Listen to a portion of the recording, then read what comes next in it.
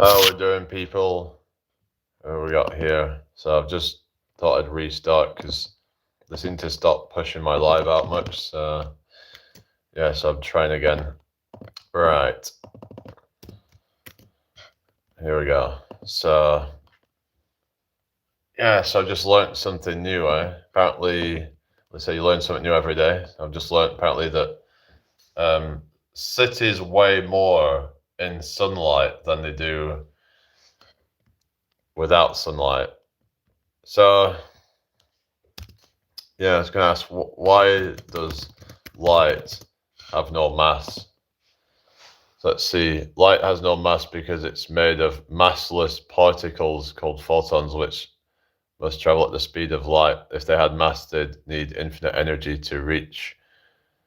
So this is the thing I was saying about, how can UFOs? So I'll talk about that in a sec. Yeah, because light is massless. So how would something with mass? Welcome back, Dagon. Like, how can light then be? What is it?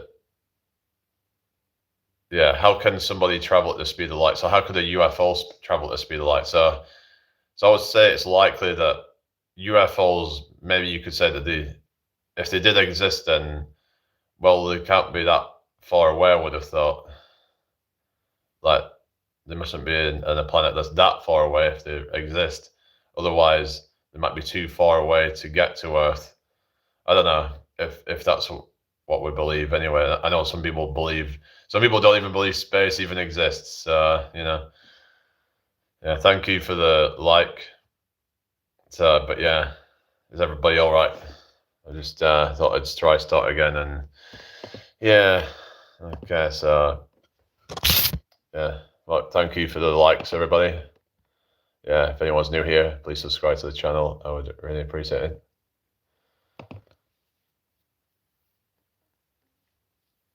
Yeah, all right, everybody. So, yeah, so basically, so that would say that we couldn't travel at the speed of light. Then, basically, hello, blah blah blah. How you doing? Hope you well. What's your name? Thank you for the likes, everybody. Yeah, introduce yourselves, everybody. So I take it we'll never be able to travel at the speed of light. Let's see if it is. Could we travel faster than light? Let's have a look at this. Is it even possible? What about travel at the same speed as light or something? You heard about if a planet is a certain distance away, it's better to wait to go there because technology would improve. Hmm. Why is that? Why you say that? Good, just freaking cold. I'm 40 below in Manitoba. Oh, blimey, that is cold. That whereabouts in Manitoba is that? Javid says teleport. Do you think that's possible? I remember there were people talk about wormholes. Is that possible? Wormholes, like to try and go from one pot end of the universe to another. So unless aliens have somehow, come up with wormholes to, travel and stuff like that, and um, wormholes are theoretically possible under Einstein's general relativity as shortcuts through space-time, but no evidence of their existence has been found, and creating a stable, traversable one would require hypothetical exotic matter with negative energy, which might not exist. Recent physics suggests microscopic wormholes might pop into existence due to quantum effects, and simplified models show traversable wormholes could be built using negative energy, though it's unclear if these apply to large-scale reality. So, yeah, so the jury's out on that, I guess, in terms of wormholes and stuff. But Manitoba, eh? I'm from Manitoba, Canada, eh? It's so cold here, eh? Yeah, the weather's so cold, eh? I forget the number, but if a planet is 100 years away, it's best to wait because in 50 years you could build a ship to get there in only 40 years. I get what you're saying. It's like, yeah, right. What if the universe was the RAM of God's computer? Well, that's one theory, isn't it? Yeah. Yes, you could say you're better off waiting, so then you've got better advancements that can get there quicker. So yeah, so that makes sense. Yeah, so I get what you're saying. Um, yeah, yeah.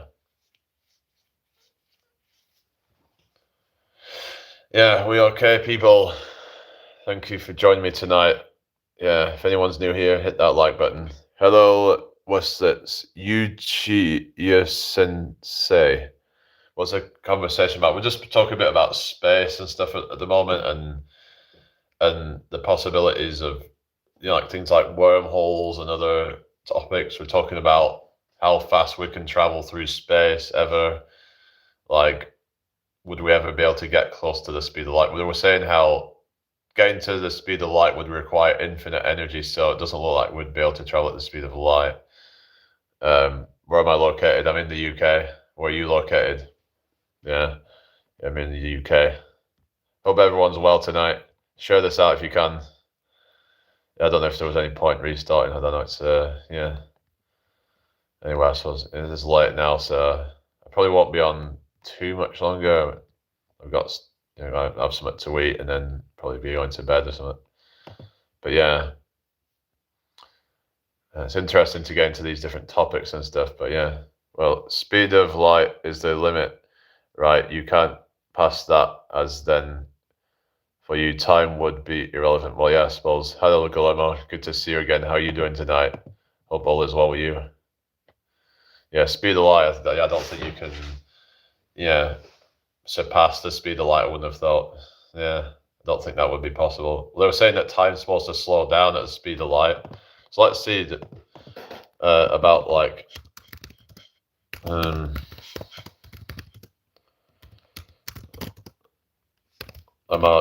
just looking up something at the moment. Yeah, we all right tonight, people? It seems to have gone a bit slow. Have you ever heard the tick tock milkman? He's from Wales. No, I've not heard of that. It says, yes, from the perspective of a stationary observer, the rate at which entropy increases for an object moving near the speed of light slows down due to time dilation. So what about the actual person, like from their own perspective? Yeah. Have you ever heard of, I've just read that, there are many theories regarding the possibility of going past the speed of light, such as tachyon particles. Oh, really? Oh, really? How does that work then? How would that help to get past the speed of light then? Could you explain how that works in theory then? I remember there was tachyon. It was, I'm sure it was wasn't it a Death Grip song or something? Oh, no, it was Death Grips. No, that was spelled tachyon, Takyon, not the other way. Hello, BHHHT1.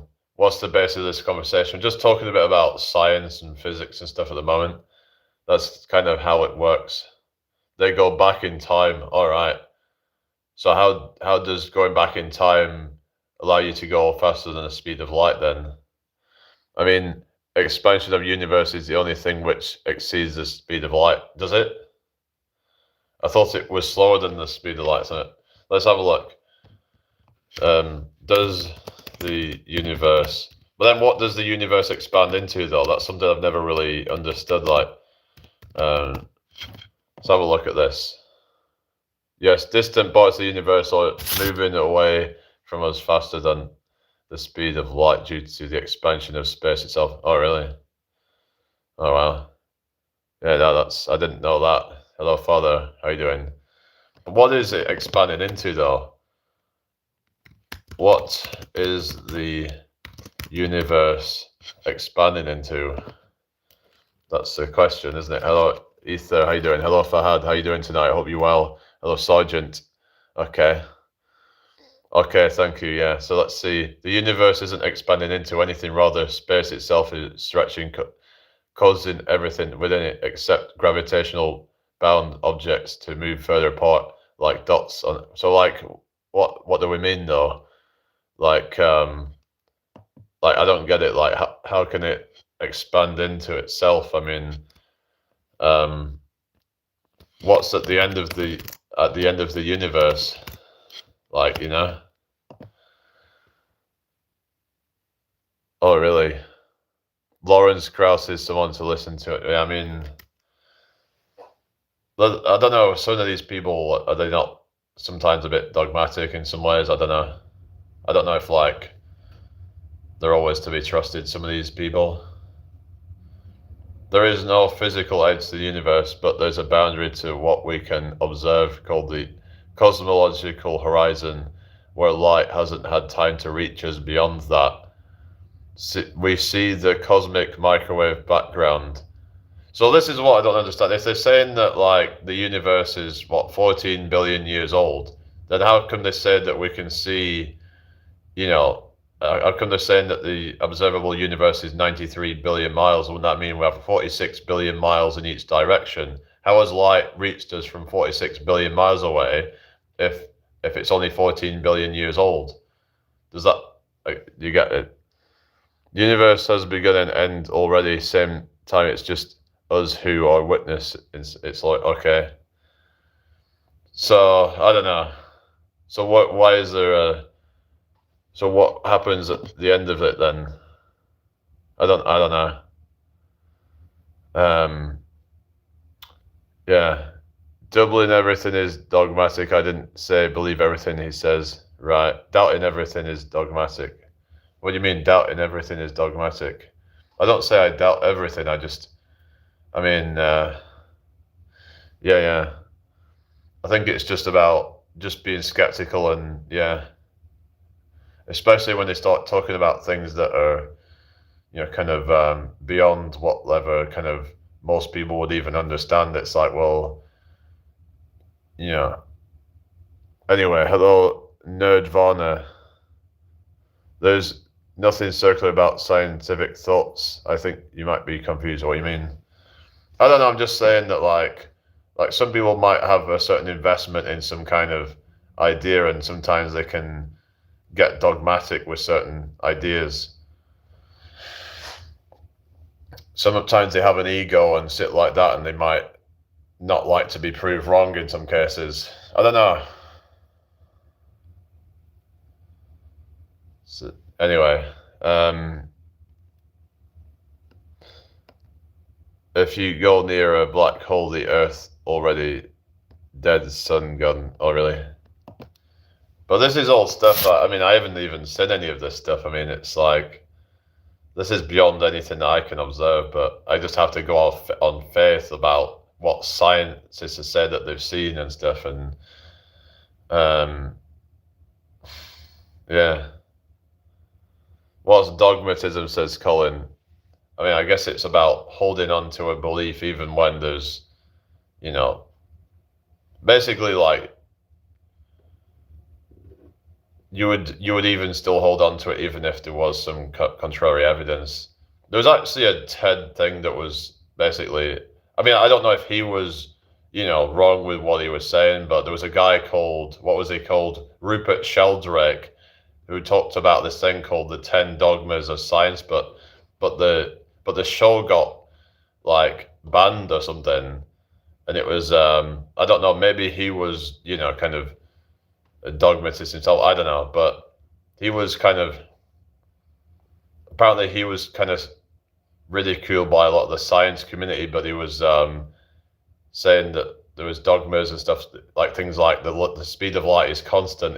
He was saying that he doesn't believe in that, and that's a dogma of the scientific community or something. With space and time, it's hard to find a scientist who can relate it to the common person. Three best guys: Brian Cox, Lawrence Krauss, and Sean Carroll. Okay. Yeah, yeah. I suppose it's what's that? Include me. How often do arguments actually change people's minds? Well, yeah. not very often usually. Usually it's not very productive. I think most people are like that to a certain extent. Yeah, to be fair, yeah. Um, yeah. So anyway, so there's a thing called Rupert Sheldrake. I mean, he could be like, some might say he's a quack or whatever, and I don't know. Is he someone to be trusted or? Hello, Bob. How you doing? I hope you're well. Hello, Avantika. How you doing tonight? I hope you're well. Thank you for the likes, everybody. What's that? Fahad says it's just a game of space-time fabric. Oh yeah, really? Um, so there was a thing called 10 Dogmas of Science they did. Let's see what they are. So this one is basically reality is only material slash physical. Is everything truly physical, or are there non-material aspects? And then there's the world is a machine. Is nature just inanimate matter, or can it have inherent purpose and organization? Then there's nature is purposeless. Does evolution and nature have goals or intentions? Question mark. And then you've got consciousness is just brain activity. Is consciousness solely an emergent property of the brain or something broader? Free will is an illusion. Do we truly have agency, or are our choices predetermined? Yeah, some people say that free will is an illusion. I'm kind of like somebody that's kind of on board, somewhat on board with that, but it's like I don't like to think that it's an illusion, but like, because we want to feel like we have agency over our thoughts, but that's that's the thing, is that philosophical questions. And yeah, hi VCCR, how you doing tonight? Hope you're doing well. Then there's God is just an idea. Is there a spiritual dimension, or is the divine confined to human minds? Well, I mean, like I said, I'm not really a religious person, but I try to keep an open mind. And yeah, I think that if there is a conscious God, then I question the motives and stuff, and whether this person is actually somebody that people should be worshipping. Why would a unloving God create a world like this, is the question. Somebody that's got so much power. Yeah, it's called Rupert Sheldrake. The next one is, the question is, the universe is just information. Is the cosmos purely data, or does it possess deeper meaning? We are separate from nature. Is humanity truly distinct from the natural world, or deeply connected? Then there's life is just chemistry. Are biological processes purely chemical, or is there more to life? Then there's mechanistic medicine. Is the body just a machine to be fixed, or can healing involve more holistic approaches? I think there's something to holistic medicine and stuff, but it can only do so much. So, and yeah, it shouldn't replace, actual proven medicines and stuff. Yeah, I'm not saying that I believe in God, but I like to try and understand where people are coming from with their beliefs, and just kind of, yeah.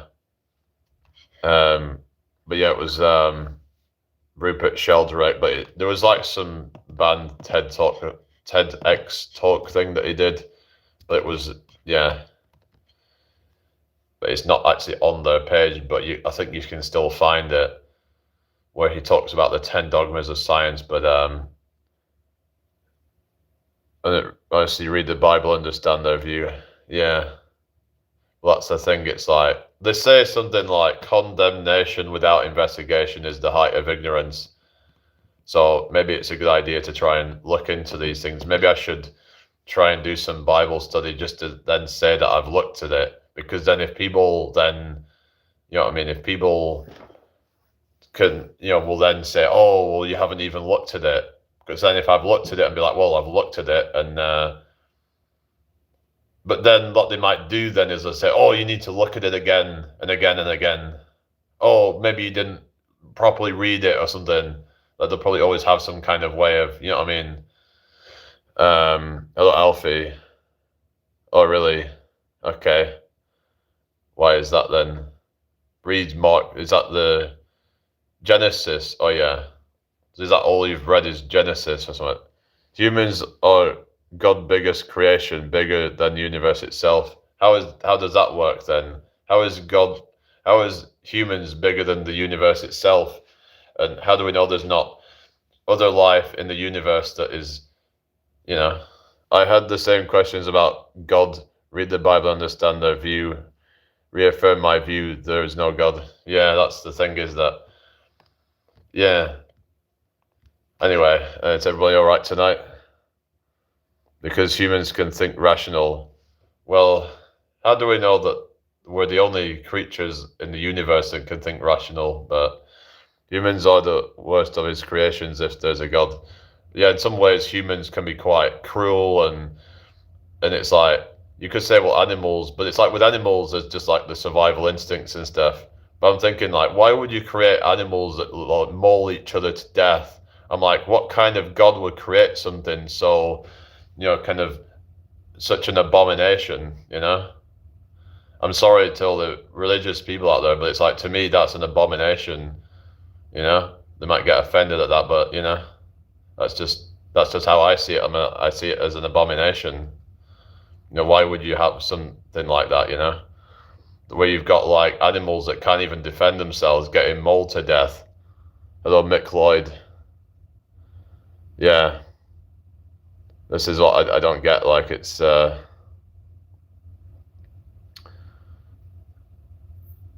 I'm not saying not that some sort of entity doesn't exist, but yeah. Hello, Robert. Dagon says, I agree, Jay. Yeah. I don't know, it's just, you look at how the world is and it's like, I don't know, there's a lot of just really like bitter things about it, and yeah, that's what I would think, Alfie. Yeah, that's what I mean. It's like, it's not somebody that I would want to worship. If anything, I almost think it would be like Satan if he does exist. I mean, I talked about this the other day actually, and hello, Mr. Fusion. How are you doing? What's your name? If you're new here, please subscribe to the channel. That would be really appreciated. Yeah, welcome back anyway, Dagon. Yeah, thank you for the 11 likes. Mick says, I'm Roman Catholic. So what is it that makes you lean to the Roman Catholic then? Was that upbringing? Or Fahad says, if there's something, either they are coming or we will visit them one day. What are you talking about? You're about UFOs or something? You're saying like about UFOs. Who's the guys that believe God actually was evil? One sec, I'm gonna Google it. I don't know, there might be, is there people out there that, I mean, that's what I would think, that maybe he's evil, or at least not good anyway. Because an all loving God, you wouldn't think that would create animals that would just like can't defend themselves. Like, you've got, for example, some animal that's prey to a much stronger, bigger animal. It's just brutal. Hello, Ked, you alright? Paul Scott, who's that? Oh no, that's not good. That's shit, yeah. Oh, that's shit. Sorry to hear about that. Sorry for your loss. How you doing? I was wondering, yeah, I've not seen you for a few days. Google the Gnostic Christians. I've heard of Gnostic, like you've got the, mystic Christians and all that. So what do they believe then? Because they have a different interpretation of things, really. But I was raised in a Catholic evangelic family, but I never was too much into it. Then I became atheist as a teenager. So then what brought you back to that then? US military will discover other planets if they had oil, right? Well, yeah, that's the thing. It's like, if they got oil, then they would probably, yeah. They think the first God was evil, and the snake in Garden of Eden was Jesus. Yeah, that's interesting, isn't it? Yeah, because the snake and all the thing about the tree of knowledge and all that, and it's like, well, I don't know. Some might say that you shouldn't, like, what does that mean about? Is it some kind of the allegory of like the apple, Eve eating the apple or something? Is there some kind of allegorical meaning to that? Like, it's some kind of, so let's see what it says. The allegory of Eve eating that the forbidden fruit, often depicted as an apple from the tree of knowledge in Genesis, symbolizes humanity's fall from grace, representing disobedience, the loss of innocence, and the gaining of self-awareness, knowledge of good and evil, leading to shame, alienation, and expulsion from Eden, often interpreted as humanity's entry into a world of suffering and mortality.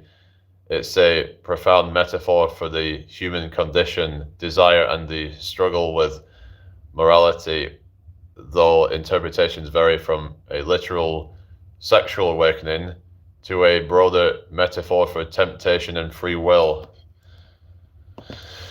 So yeah, so it could be something to kind of like a lesson to be learned in terms of like allegorically and not maybe to be taken literally. I don't know what you think. Oh yeah, thank you, Alfie. Yeah. So like it's like the whole thing with Jesus' resurrection and about the allegory of that. Jesus' resurrection, an allegory. See what it says about that. And hello, Shaolin. I don't know. Who voices in your head? What's you, isn't it? I don't know. It's the concept of Jesus' resurrection and allegory suggests it symbolizes spiritual transformation, the enduring power of his message of ego death/rebirth for followers rather than a literal physical event, reflecting themes seen in mystery religions and Jewish martyrdom traditions where divine vindication is described as resurrection, while traditional Christianity sees it as a factual bodily event validating Jesus' divinity. Allegorical interpretations focus on the meaning that his spirit lived on in his followers, offering new life and hope, much like a phoenix rising representing a new spiritual reality or a new covenant. So, what do you mean, what's wrong with my skin? What's wrong with you? Yeah, fucking... What the fuck? Anyway. Hang on, did I get... Oh yeah. I got rid of that one now. Don't sound like me or think like me, what you're saying. I don't know. Yeah. I guess everyone's different. I don't know. Hello, Mexinic. Why did I scare you? What made me scare you? Oh, goodness. Is everybody all right tonight then? Hope you've all had a good day.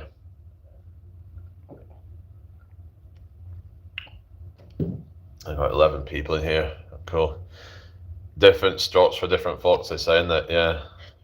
That's what it is. Yeah.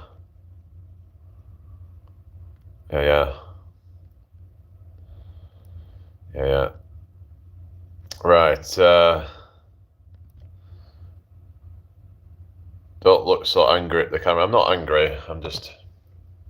People either think I'm angry or that I'm depressed. What the hell? What, just because I'm not smiling all the time? Lunch time for me, mate. Okay, you take care then. Alfie says thoughts on Islam specifically. I don't know. Not really something I've looked that much into. You could argue that, well, at least it's not been doctored over the years, supposedly. Hello, Christ-centered Natural G. How you doing? What's your name? So yeah, like, hello, Eunice. How you doing? Hope you're doing well. So they're basically the whole resurrection thing could be represented as a spiritual death and rebirth. I will not leave Greenland alone, Raphael. Greenland is mine forever. Look into the Black Israelites, then go forward from there. Old Testament, New Testament. I've heard about Black Israelites. Don't they say something like that Jesus was black or something? Hello, Anne1 UK, how you doing? I'm not a Christian, no. Hello, Matt East. We're talking all sorts of stuff, Matt. We're just currently just looking into like, whether the Bible was, or whatever, these texts are allegorical, and how we can interpret them as, kind of like, for example, the whole Jesus resurrection, saying that, it could be um, symbolizing spiritual transformation, like an ego death, rebirth sort of thing. You've heard about ego death. Cunnifunt, that's like what they call it, spoonerism, isn't it? Something. So, like, could that be what it means rather than a literal death of Christ? You know? Um, let's see. Yeah. What's this? Guillermo. I don't know. I think Trump's just gone mad or something. I don't know. Hello, Rehan. Christ Centered says, what do you believe in? I don't really believe in anything, because belief means that you don't know, and it's like, if I don't know something, then I don't know, Like, to me, belief is just like a kind of placeholder sort of thing that you just have, because when you don't know something, you just have faith instead of just. Anyway, Jesus died for our sins is understood in Christianity as a central act of atonement, with various allegorical and theological interpretations. Most commonly, that Jesus' sacrificial death paid humanity's penalty for sin, acting as a substitute to reconcile people to God, absorb sin, and defeat death's power, thereby opening a path to forgiveness and eternal life, often linked to a ransom, debt payment, or sacrifice, ending the need for lesser rituals. I don't know what you mean. What's not true? Sorry. Matt says, yeah, I've delved into death cults like Christianity just for intellectual purposes. I've studied the Bible, Quran, and Vedas, etc. too. Yeah, I like to just kind of pick people's brains with it and try and understand, what people, and, why people believe what they believe and stuff. Hello, Dr. Echo, how you doing? Do you think Jesus was a bit of a weirdo? Not necessarily. I don't know. Why do you think he was a bit of a weirdo then, or something? So, yeah.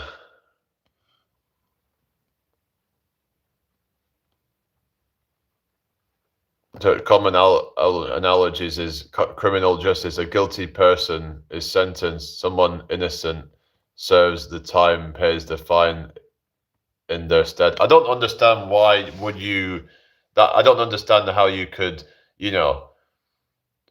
pay the consequences for somebody else. To me, if somebody's done something wrong, shouldn't they be the ones that pay the price? It would be like, for example, you have a fine or something, like you get into a lawsuit, right?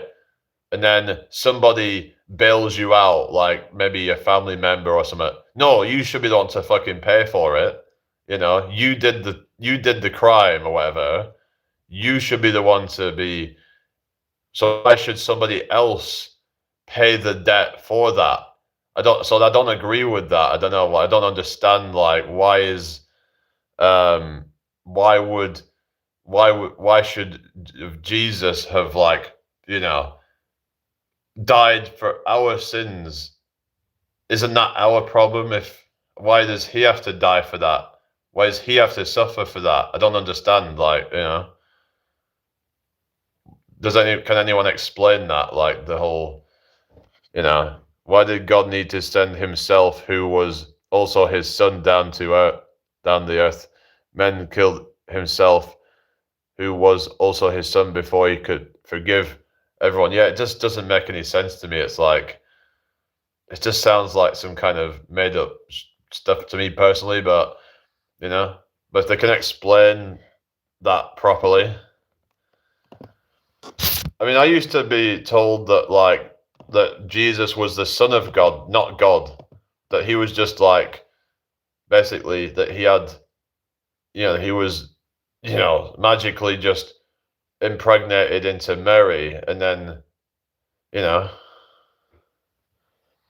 she was a virgin, apparently. There's an argument that Jesus was God. That's what they were saying, but it's like, I'm like, huh? I started hearing people saying that Jesus is God. I'm like, Huh? I thought Jesus was said to be the Son of God.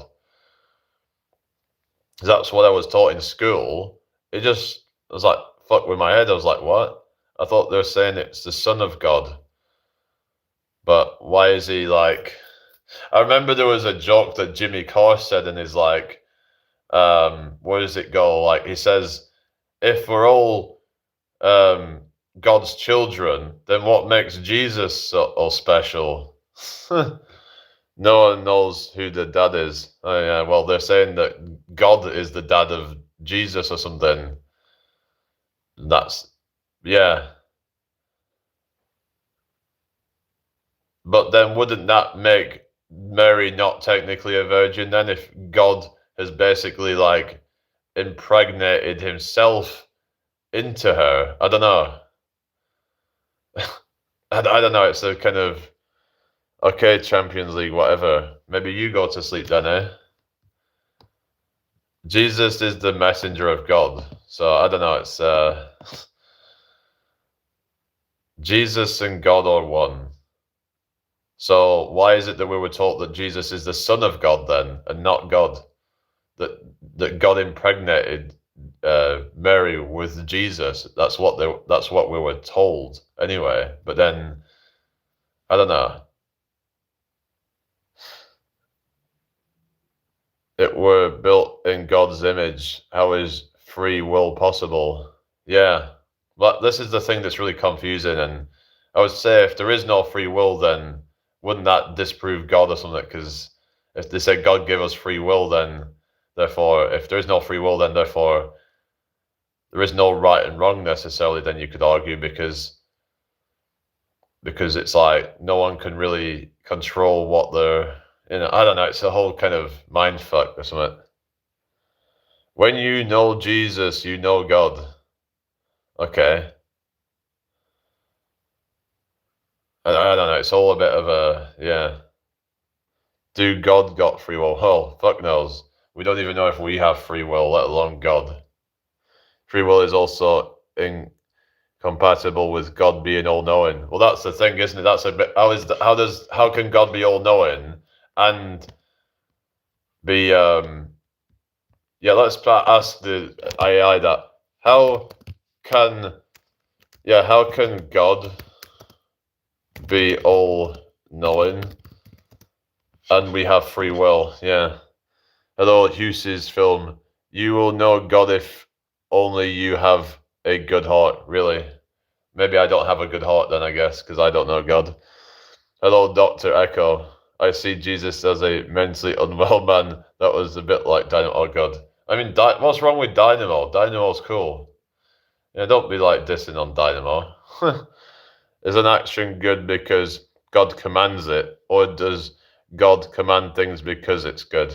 Good question. Hello, British Quacker. Jesus the hippie. Hello, Foster. 3 individual persons, one Godhead, the Father, the Son, Jesus, and the Holy Spirit. God is alive and real. I promise you that if you read the New Testament daily and pray in secret daily. I don't know. Why would you need to do all that, though? I don't get it. It's just. So let's see what it says. The classic theological puzzle of God's omniscience, all-knowing, and human free will is often resolved by viewing God as existing outside of time. So he doesn't foresee the future, but rather knows all moments past, present, and future simultaneously, like looking at a whole page rather than a single point on a line. From this timeless perspective, God knows what you will freely choose, but his knowledge doesn't cause your choice, similar to how you can know your son will eat a cookie without forcing him. Free will means you could choose otherwise, even if God knows your choice. His foreknowledge is an observation of a free decision, not a predetermination. So that just doesn't make any sense to it. So if he knows that people are going to do bad, why doesn't he stop it then? You know, if he knows that these people are going to do bad and then they're going to be condemned or whatever, why doesn't he stop them? If he knows what's going to happen, What the fuck? I don't understand. Hello, Prince Gonic. How you doing tonight? Hope you're well. The Quran says to read and believe the Bible. Really? Does it? Instead of searching on it, I mean, so if that's really true what they think, that, like, saying about, that God knows all your actions before you're going to take them, then if he knows that you're going to do something bad, then therefore, why doesn't he stop it? Does God not have free will then as well? He didn't stop his death because he loved the attention. Hassan, how you doing? Jesus never said he is a God. Look at Luke verse in which he say, why you call me good? Only the one God is good. Oh, really? So that would suggest that he isn't then, I guess. What's your opinion on Hinduism, Buddhism? I think that they're probably more plausible. It's a lot of it's more like philosophy based and like from what I've heard. But I don't know. But maybe there's something allegorical about the Bible to be taken like less literally. Hello, Ryan Alpha. How you doing? Oh, right. Well, yeah, I don't need 3 wires, but thank you. I guess. Oh, goodness. Yeah, I'm going to be getting off shortly, but yeah. Any more questions?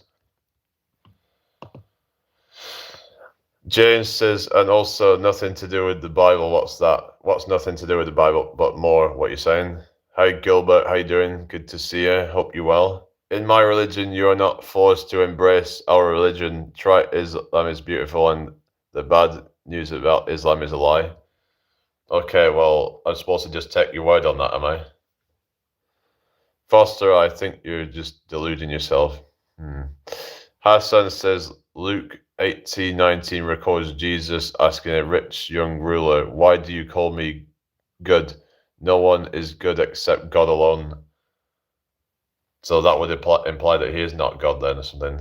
Maybe in 500 years, people might think James and the Giant Peach is gospel. Well, yeah, there's that. It's like, because I remember like my dad was saying, what if someone picked up a Harry Potter book in 1,000 years' time and they read it and they're like, oh, there's this guy's got all these, they can do all these magical abilities. Maybe he's a god, It's like, that's what some are saying about, yeah. What do you guys think about that? This guy again with his profound wisdom. Yeah, okay, with your kind of snarky comments. Yeah. Anyway, is everybody all right tonight? How you doing, Gilbert? You still there? Hi, Andy. Just talk about a lot of different things on philosophy, religion, science, history, technology, all sorts of stuff, as well as more personal stuff like personal development, as well as even things like personal finance, all sorts of stuff, really, basically. Whatever I feel like, basically. And I'm not a Liverpool fan, I don't support football. Okay, Foster, but yeah, anyway. Fabian Society, I've heard about that.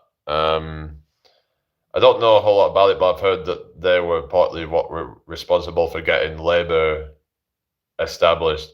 I'm here, bro. How are you tonight? Not too bad, thank you. Yeah, I've got a short coming out probably tomorrow. I just did a PR on the pull-up, so I did a rep, just one rep for like with 12 kilograms added. So yeah, so that's going to be the next short that I do. So I've been noticing I've been getting stronger on a lot of these things, really. So that's good. Hinduism and Buddhism. Yeah, we're talking about that before. We don't reject Jesus. We only say he was a messenger, not a God, because God can't die. God can't sleep. Okay. What's that? Frack this. Do you earn a lot from here? Is it worth it or not? I mean, it depends on what you're doing it for, really.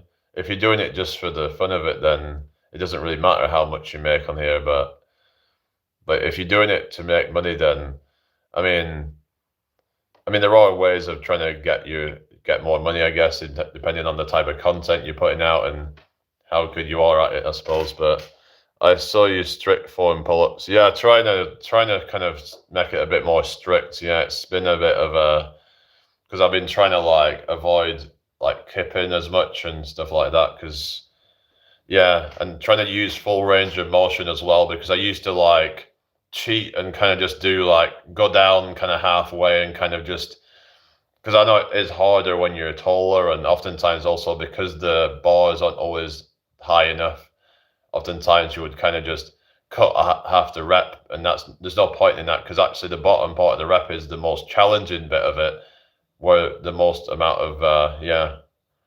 I went slow like on the way down. I think I was trying to control the movement and make sure I'm not like yeah. Anyway, you're struggling to do your first pull up. I would say like banded pull ups might be a good one then. Hello, Adongo Dorothy. So yeah, banded pull-ups can be like a way to bridge the gap so you can another one is negative pull-ups. So doing the negative part of the pull-ups, yeah. And technically Jesus would have then played too, I suppose, yeah. Hello, Emma Wing, how you doing? Okay. What is going on here? Okay. Maybe we shouldn't be like I don't know. That's a bit of a yeah. I don't know. Anyway, you're right, everybody.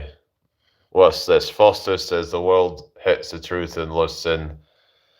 Well, yeah. Hello, Lily. How you doing? I think I might be shadow banned. Can you read my messages? I can read your messages, yeah. Two skin. Oh, here we go. Okay, you're gonna say four skin. I know you're gonna. I know what's coming. Okay. I mean, whatever. Just put you into a timeout, you know. How much do you weigh pull-ups? Yeah, they're hard for big guys. I'm over 100 kilograms now, so they are hard. Yeah, this is harder. I see a lot of these guys doing pull-ups. They're like 60, 70 kilos. So they're only about 2/3 of what I weigh. So they make them look a lot easier, you know? But it's just about trying to just work harder at and just trying to, it's going to take longer, you know, but you know, I was so glad when I got my first proper pull up, and I was like, you know, it's my max at the moment is like four full reps. I did that yesterday. I did 4 reps. I've done 5 neutral grip reps. Neutral grip's a bit easier because you're using a more natural grip. I just find that you can just kind of, I don't know, better engage your muscles when you. I think it's just in terms of like, yeah, it's just a more natural grip. I find it's better leverage for the pull up if you're starting out. It might be a good one to start with if you're struggling with pull ups or chin ups. Some people do as well because you can then get if you've got strong biceps, it might help you a little bit as well. So you can try different grips. Iron Man Potential says just do what you can and then they get easier and then you find you can do more. Well, that's it. You know, it's just progressive overload, isn't it? You know. Yeah, progressive overload. But the thing is, right, don't just progressive overload and just start getting sloppier and sloppier with your form. Make sure you're only progressing when you can actually do it with good form. Because some people will actually end up, okay, take care, Gilbert, have a good one. If you can, you know, for example, if you're like doing a bunch of, you know, sloppy reps of like, for example, adding a bunch of reps to push-ups, but then, you know, but then they're getting sloppier. You want to make sure that you're using good form and stuff. I did some weighted push-ups earlier, 15 kilograms on my back. So that can be a good way to progress the push-up, to add more resistance to it. So, yeah, so I've been doing like weighted calisthenics lately, and because the thing with like bodyweight calisthenics, it could get to a point eventually where you would just end up having to like spam a bunch of reps, and that's good if you want to do that. Some people will do like 500 to like 1,000 push-ups a day, and then they'll do like 1,000 squats a day or whatever. But it's like it would get to the point where it's like, okay, now maybe you wouldn't have to do quite that many. Maybe you would do like 200 push-ups a day, 200, you know, jump squats a day, for example. 200 rolls. It's like that amount of volume is just ridiculous. You know, I don't think it's really necessary. It'll probably end up taking you like hours to get through it all. A lot of people just don't even have the time to do all that. Better to add a bit of weight when it gets to that point. That's what I mean. If you can do more than say like 15 reps or something, or 20 reps, 30 reps especially, then you're probably at a point where you want to start adding weight to it. Hello, Joshua. Yeah, I can sleep. I'm just not right now. Why aren't you sleeping? I don't know. Why what are you on about, guys? So yeah, it's about progressive overload, but just doing it when you can.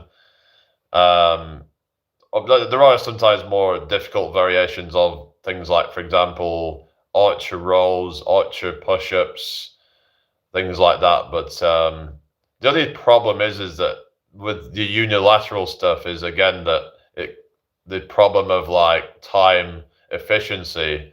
Because if you're only training one side at a time, then with a lot of these exercises, then it's going to take you longer to get through your workout. Because, for example, if I'm doing, if I was to say do weighted squats or something, then, I'm working both legs at the same time. Whereas if I'm doing, say, pistol squats, and I do them sometimes, actually, I do quite like doing them, but it's going to take you longer because you have to, like, do it on one side and then do it on the other side, Whereas if I did a set of squats, I could then shift over and go on to some other exercise while that's, you know what I mean? So, yeah, bench is a good one. Yeah, for push and pull, yeah. You could, it's like supersetting and stuff like that can be good for time efficiency. So doing a set of rows and then a set of push-ups or just doing a set of bench press if you're getting, good at that or something. But yeah. Anyway, so we all right tonight? Maybe I'll just play my instrument real quick if anyone's not seen it.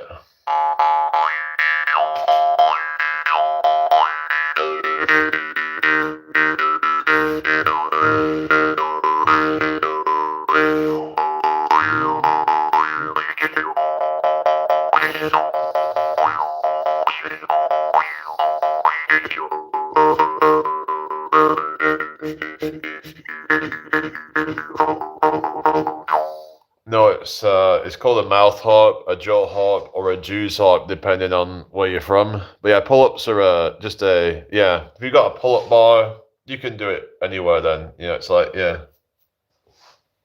That's cool, yeah, thank you. So you're a fitness guy then? Yeah, so I'm not really feeling sore as such, but you get that feeling where it's not sore, but it's just sometimes you have that sense of like a little burning. Like usually the next day I would just be like back to normal pretty much. Like my recovery's just gotten really good. Like I can just kind of, especially if sometimes I'll do like a little meditation session after a workout. I actually find that helps. So if anyone needs a tip on like recovery, I think that's probably one of the best things I can say is that just doing a few minutes of meditation after a workout, that seems to help kickstart the recovery process. I don't know. Does anyone feel like that it just helps to kind of because I feel like if I'm feeling a bit tired and kind of burning and whatever, and I feel like that just helps refresh me after a hard session or something. Just started my journey back to health and fitness. I've been lazy for a while, yeah. But there's a lot of benefits to meditation as well, like in terms of your mental health and things like that, and having that, getting rid of like, mental clutter and stuff. And it might be good to combine the two together. CBD, about CBD oil. Yeah, I think I'm going to start to train my legs through isometrics. You're about like wall squats and stuff like that. I've heard they can be a good one if you just hold a wall squat for like a minute. So you could literally just do like that whilst looking at a fucking phone or something. It's like same if you're doing a plank, maybe you could try and do something to distract you. So if you can get some way of like distracting yourself doing isometrics, then they can be efficient. sort of thing. Hi, DJ Fort. Okay, how are we doing tonight? We all right, everybody? A lot of people can't get to the point of working out, bro. What do you mean? I mean, there's things you can do just from home, just basic exercises if you like. I mean, it's just kind of, yeah, just doing the littlest thing and just kind of building it up slowly. You don't have to go to the gym or anything like that. Just start off with basic workouts. Maybe get yourself a pull-up bar, maybe get yourself some rings or something, and just then you set up maybe a dip bar, something like that. Cold water is quite literally hurting your recovery. Really? Right. Some say cold water is good for weight loss, I've heard, because then your body has to heat the water up or something. Does it really make that big of a difference that cold water? I've heard about cold showers and people saying that hurts your recovery or something. But then I've also heard that it doesn't make that big of a difference and it's been a bit of a fear-mongered thing or something. Hi, Andrea. Good to see you. Oh, yeah. Yeah, I didn't see you for a couple of days. Are you going live again soon? It was a good chat you had the other night on addiction and stuff. Yeah, everyone check out Andrea. She's got a good channel. She was talking about her experiences with like addiction and recovery and stuff. Yeah.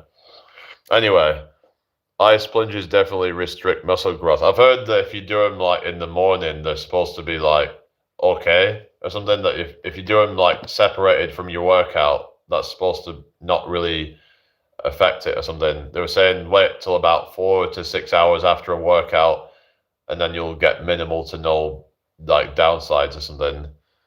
But there's supposed to be benefits of cold showers. I haven't actually done a cold shower in quite a while. I don't really like doing them, to be honest. Hello, Julianne. Good to see you again. But yeah, some say like saunas are good as well. So yeah, I love the feeling of a hot bath or shower. Yeah. Thanks kindly, Jamie. I've been busy working, so tired from working in snow, delivering mail in -20 weather. Blimey, that's cold, that, isn't it? All the snow and all the ice. I mean, it must be quite treacherous out there, eh? Yeah, it's not been that cold here, but yeah. But we get like a kind of humid cold though here. It's just not very nice. Like it was raining earlier and it was just, uh, yeah, it was not nice really, but it is what it is. Cold showers stimulate you. So what do you think then? Do you think that, because some people are saying that cold showers are bad for recovery, and some might say that they're actually good as like before a workout. Maybe that's the best time to do a cold shower is just before you're about to do a workout. Maybe it could act like a pre-workout. Instead of taking a pre-workout full of caffeine and all these stimulants, maybe a cold shower might be possibly a better option. Not There's isn't health advice or anything, but you know what I mean. It's maybe something worth a try to do that before going out. You probably feel like you're pumped and ready to, you know, to smash a workout session. And yeah, I mean, super chilly here in Canada, I bet. Every good athlete after a sauna. So maybe cold shower before a workout and then sauna after a workout or something. Maybe. What helps with DOMS? Sorry. What helps with DOMS? And about the sauna, but I found that like just meditating and just relaxation helps with that. Actually, I find that I just get less soreness and recover faster. I don't know. I booked my interior campsites for a 100 km backcountry hiking tour. I'm going to do in Killarney Provincial Park. Gonna do it in 5 nights, 6 days. Oh, cool. Oh yeah, good luck with that. Ice plunge definitely better than not, but if you're building muscle, don't do. Okay. Yeah. There's trade-offs with everything they're saying that. Yeah, avoid cold weather before 24 hours after a workout. Right. So would that mean that it's easier to build muscle in like summertime potentially then or something? I don't know. I do find cold weather it's hard because that might be why sometimes I feel like I've been struggling in cold weather because I try and do like some workouts outdoors and it would be hard. You know, I just would feel like my extremities getting cold, and the blood's not flowing properly, and it's just I do my cardio daily in cold weather. Yeah, that's good. Do some just like some yeah. Yeah, do some like what is it, snow angels or something, you know? Get in the snow, just do some like what a warm up, what you meant about. I don't watch UFC now. Do you? Nothing a trial. Oh goodness. Oh goodness. Anyway, thank you for the 19 likes, everybody. Joshua says warm water makes you lazy and sleepy. So maybe it's a good idea then after a workout. Maybe you want to feel sleepy after a workout, you know? But then before a workout, maybe it's time to have cold. Like think of cold as like as like the kind of thing that fires you up. Ironically. Steroids, you don't want to be doing that, you know? Fuck that shit, you know?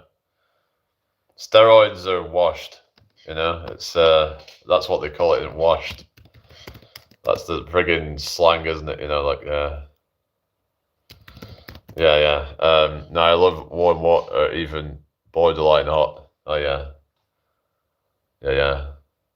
It's up to a certain point. I mean, I've heard that Finnish and Swedish people do both hot and cold. In fact, some of them they actually go from one to the other in a short amount of time.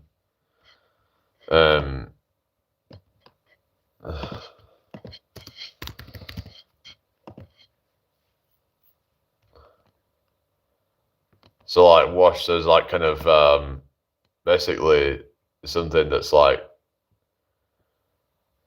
does it mean something that like lazy, something like lacks motivation? So it's like these people who take steroids who they don't want to have to work hard, they don't want to have to put the work in at the gym. They just take these steroids and then they'll just get jacked, and sometimes they don't even do that much.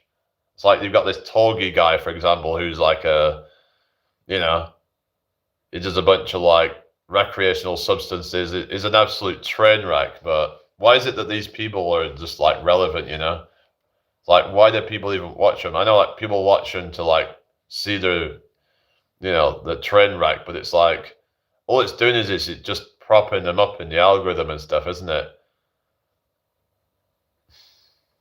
Because they say there's no such thing as bad publicity. I guess in a lot of cases of these things, they just see it as like, well, it's helping me with, you know what I mean? Yeah, you still have to do the work, but there's some people who they take steroids and they might just train like once a week and they can still build quite a lot of muscle, but it depends on how they train and stuff. But yeah, you still have to do. But I've heard though that some of them actually will put some muscle on without hardly even training at all. But yeah, a lot of them don't even know how to train properly, and they're just kind of fucking about, and then they try and teach other people how to train, and they don't even do it properly themselves.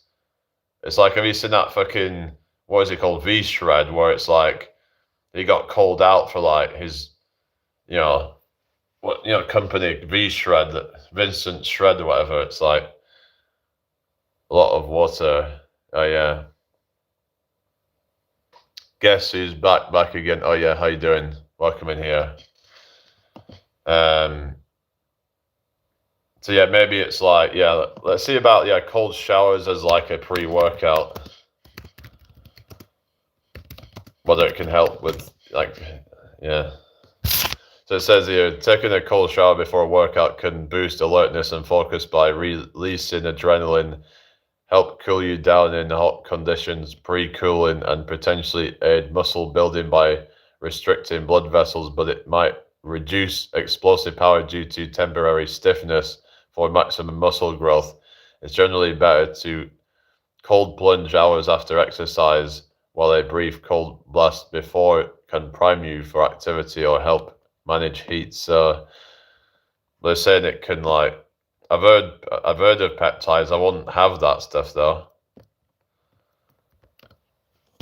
it's like, I don't know, I just feel like they're starting to blur the lines between, steroids and stuff, like they'll talk about TRT and they'll say, oh, it's like people are acting as though the new TRT is like the new natural or something. It's like, at what point do we draw the line with this kind of stuff?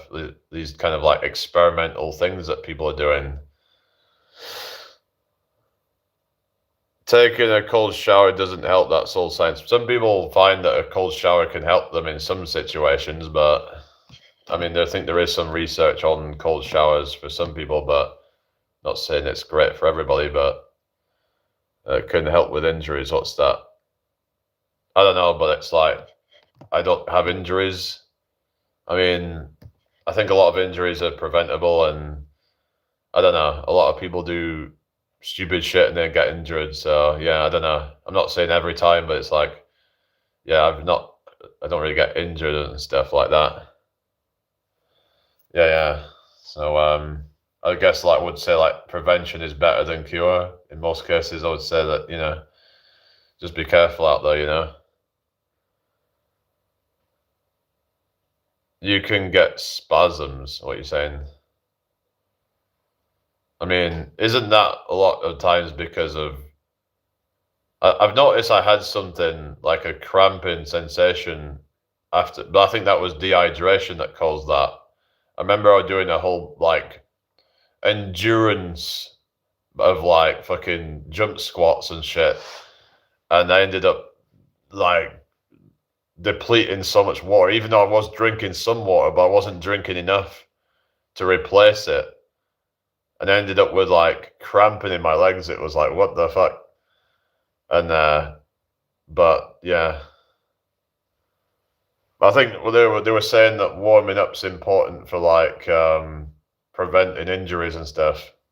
Warming up, good, decent form, that kind of stuff. Yeah. So like cold plunges, do they stop muscle growth or something? Let's have a look at this. Yes, cold plunges immediately after strength training can hinder long-term muscle growth and strength gains by dampening the crucial inflammatory and molecular signaling processes needed for hypertrophy, though they are great for reducing soreness and speeding up short-term recovery for performance. The main goal is maximizing muscle size and strength. It's best to avoid cold plunges right after lifting or delay them for several hours to allow muscle repair and adaptation to occur. So, okay. It's not water, it's sauna. Okay, do cold showers, I just read that one already. I don't know.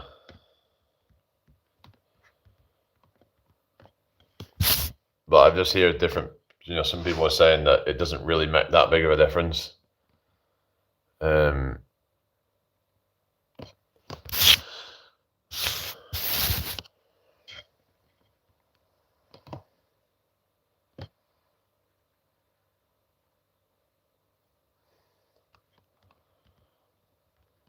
Anyway, I'm going to be getting off in a minute. Been on long enough. Right, I'll see you all tomorrow, guys. See you soon. Hang on. It's not a bodybuilding exercise, it's a well-being exercise, what you're saying about sauna or something. I've never actually been in a sauna. But there are benefits to like building muscle as well. So you have to find the balance, I guess. Like, yeah. Because it's important to have some muscle for longevity. Like being like skinny and weak, that's not good for longevity either. So yeah, you have to find a balance, I suppose. So anyway, okay. Okay, take care. All right. Yeah, yeah. All right. See you later, everybody. Bye.